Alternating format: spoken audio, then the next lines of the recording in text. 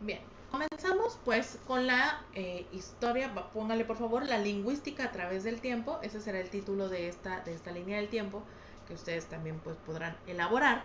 Y bueno, pues comenzamos en la era antigua. Y bueno, en la era antigua el lenguaje estaba ligado al tema de los dioses y unido al estudio del hombre. Se hablaba sobre las divinidades, sobre las características de los hombres, etcétera, etcétera. A eso se refería el lenguaje, de eso se hablaba, de eso, esas eran las formas de comunicación. Después tenemos el avance hacia la India, y en la India se estudiaba la fonética de las palabras. Eso pasó en el siglo sexto antes de Cristo. Y también encontramos ahí, aparece Panini, quien fue el primer gramático del que haya conocimiento, y se da a conocer el sánscrito, que es una forma de escritura que fue surgiendo ya como prueba para tratar de ir avanzando en cuanto a los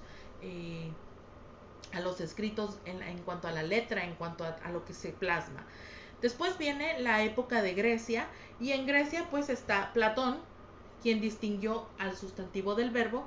Y obviamente pues sabemos que el sustantivo es todo aquello que se puede nombrar, y el verbo es el que indica la acción de lo que se está nombrando. Por ejemplo, pues sustantivos, tenemos a personas, animales, lugares, países, ciudades, etcétera, etcétera, ¿no? Objetos, lo que se puede nombrar, y los verbos pues son los que denotan esa acción.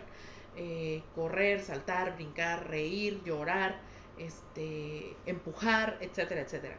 Y eso surgió en el año de 1427 al 347 antes de Cristo. Recuerden, como detalle histórico, que antes de Cristo el conteo era de mayor a menor, ¿ok? Y después de Cristo empezamos de el menor al mayor, ¿sale?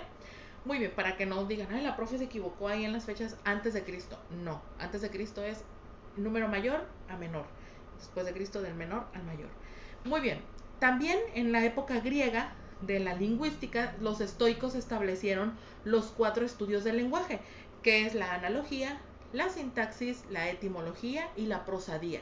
¿Ok? Ellos eran grandes disertadores, grandes presentadores, y obviamente hacían uso de estos 4 estudios del lenguaje para pues ver quién era mucho más elevado, mucho más culto. Recuerden que los griegos eran sumamente pretenciosos y eran bastante competitivos entre ellos mismos. Muy bien, esto sucedió en el año de 333 al 264 a.C. Ahí mismo en Grecia, Aristóteles distinguió al sujeto del predicado en el año del 384 al 322 a.C. Estableció también Aristóteles la manera de categorizar las palabras, es decir, cada palabra tiene su categoría y hay que agruparse de esa manera. Él lo hizo así. Después vienen los romanos, que no se quedan atrás, con Marco Varrón, quien estableció las llamadas reglas lingüísticas, que son todavía parte de lo que nosotros conocemos en este momento y que nos han ayudado a poder establecer ciertos parámetros respecto a la lengua, ¿no? Al lenguaje y a la lengua. También Quintiliano consideró el estudio de la gramática previa a la oratoria. Ojo chicos, oratoria es un aspecto bien importante del lenguaje, porque la oratoria nos da la oportunidad de expresar un discurso de la forma correcta. Ojalá tengamos oportunidad de ver un poco de eso. Eso sucedió en el año 116 a.C. al 600 después de Cristo. Muy bien, y así llegamos entonces a la Edad Media, y en la Edad Media también estuvieron sucediendo algunas cosas interesantes que vamos a ver hoy. Y en la Edad Media, Roger Bacon escribió la Suma Gramatical, que fue uno de los primeros libros sobre la gramática y cómo es que se lleva a cabo. También Prisciano escribió Fundamentos de la Gramática. Obviamente, todos estos textos apoyados de los griegos y los romanos, ¿ok? Eso es bien importante. Dante defiende las lenguas vulgares en el año de 1305. Esa ya es de nuestra era, después de Cristo. Y de ahí, de la Edad Media, veamos al Renacimiento, donde surge ahora en el Renacimiento la oportunidad de abrir la mente y el pensamiento del ser humano al conocimiento, por eso se llama Renacimiento. Y entonces en el Renacimiento apareció la gramática Port Royal, que era el perfeccionamiento de la fonética. Esto fue en el siglo XVII. un siglo anterior, en el siglo XV-XVI, la gramática dejó de ser patrimonio del latín. Recuerden que casi todos los escritos estaban en latín y el latín solo era dominado por los reyes y por la clase alta y los clérigos también. El vulgo, por eso eran lenguas vulgares no tenían acceso a esto. La lengua vulgar a la que fue traducido por primera vez la Biblia se trataba del alemán y de ahí pues se hicieron traducciones hasta llegar al español. Entonces, como verán, la lingüística ha sufrido muchos procesos a lo largo de la historia. Llegamos entonces al siglo XX y en el siglo XX surge la escuela idealista. La lingüística es una ciencia del espíritu no natural, es decir, que es una ciencia que se va desarrollando conforme nosotros crecemos, que no nacimos con la capacidad lingüística, sino que la vamos desarrollando. Y también está la escuela de Ginebra, que proponían que la lingüística nace a raíz de estudiar el sentido de la lengua, la semiología, es el estudio de la lengua, es decir, cómo es que se da el proceso en el interior de una comunidad. Y estuvo también la escuela estructuralista, quienes ellos eran el Círculo de Praga, quienes estudiaron el lenguaje desde una perspectiva gramatical estilista.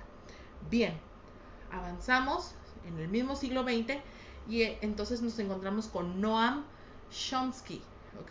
Y afirma que todo hablante posee la competencia de su lengua que le permiten entender oraciones nunca antes leídas. Es decir, esa capacidad que tenemos por el simple hecho de hablar español, de entender lo que se nos está diciendo sin haberlo leído anteriormente. Eso era lo que él proponía. Y también pues que todo hombre tiene la capacidad innata para adquirir el lenguaje. Es decir, todos podemos hablar, pero a Chomsky se le olvidó que hay personas que no escuchan. Y recordemos que el hablar es un proceso imitativo. Hablamos porque escuchamos a otros hablar. Entonces las personas que son sordas no pueden hablar porque no conocen los sonidos, ocupan un tipo de vocalización diferente, de colocación, de aprendizaje, para poder desarrollarlo. Pero recuerden que el sonido es imitación. Por eso es que con los niños estamos agua y los niños repiten agua, papá, papá o papá, papá, que son las primeras cosas que se dicen, ¿no?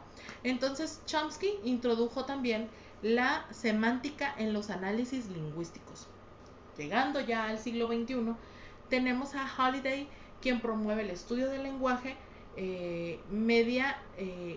mediante la lingüística sistémica funcional.